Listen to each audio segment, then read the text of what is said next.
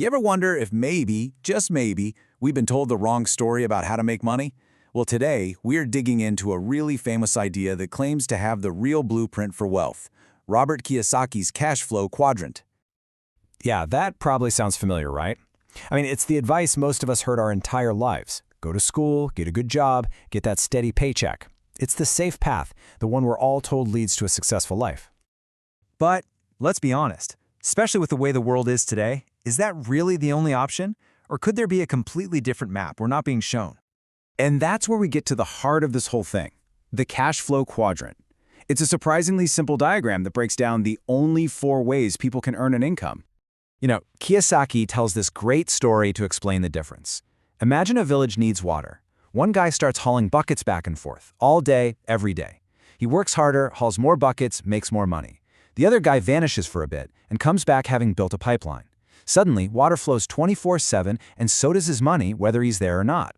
So the big question is, which one are you? Are you hauling buckets, or are you building a pipeline? So picture this. The quadrant is basically split right down the middle. On the left side, you've got your E's and S's. They're all about active income, trading time for money. Their goal? Job security. On the right side, you've got the B's and I's. Their world is all about passive income and the search for true financial freedom. All right, first up, E for employee. This is where most of us start out. You've got a job, you work for someone else's company, and in exchange for your time and skills, you get a paycheck. The main driver here? It's all about security. Then you have S for self-employed. Now, this is a little different. Here, you don't just have a job, you own the job. Think doctors, lawyers, freelance artists. You're the boss, which is great, but you're still trading your time for money. If you take a vacation, the income stops. The mindset here is often, if you want it done right, you got to do it yourself.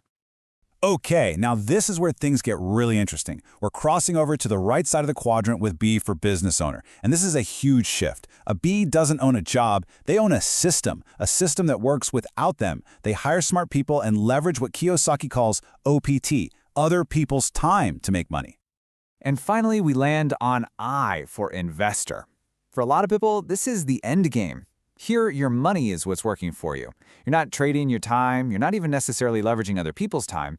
You're putting your money into assets, stocks, real estate, businesses that generate even more money. That's pure passive income. So the whole point of this, the big idea, is making that move, that leap, from the left side of the quadrant to the right. It's a total mindset shift, from working for your money to having your money and your systems work for you. But that's all theory, right? How does a B quadrant system actually look in the real world? Well, our source material gave us a really interesting case study of a company trying to do exactly that. The real secret sauce that separates a small business from a big one isn't the product, it's the system. I mean, think about McDonald's, right? Are they selling the world's best burger? Probably not. What they have is an absolutely unbeatable system for selling burgers that can be copied anywhere in the world. And that brings us to this case study, the Prism IO system. Now, we don't know the exact details of what a prism is, but the philosophy is super clear. Just look at their tagline, not what works, but what duplicates. The whole model is built around being easy to copy, which is the core of being in the B quadrant. And they are not shy about this. I mean, look at this. It's plastered right there in all caps. Duplication is key. The goal isn't for one person to be a superstar salesperson. It's to create a simple process that anyone, absolutely anyone on the team can follow and get similar results. Okay, duplication. Sounds great, but how does that actually turn into money in your pocket? Well, this is where the power of scaling a system is supposed to really kick in. They use this little formula they call 100/10/10. It seems to be their predictable model for what happens when they interact with a certain number of people. It's like their core building block for the entire financial plan. So here's how they break it down. For every 100 people they scan, they project that 10 will buy into the system and get a prism themselves, another 10 will just become customers, and a whopping 80 will say no. And you know what? That's fine. The model accounts for it. The key isn't 100% success rate. It's a predictable one. And this is where that duplication idea is supposed to just explode. As you and your team repeat that simple process over and over, the number of prisms, or people in your network, starts to grow. And as it grows, the projected income doesn't just go up, it goes up exponentially. And this chart, wow, it really paints a picture of that leverage they're talking about.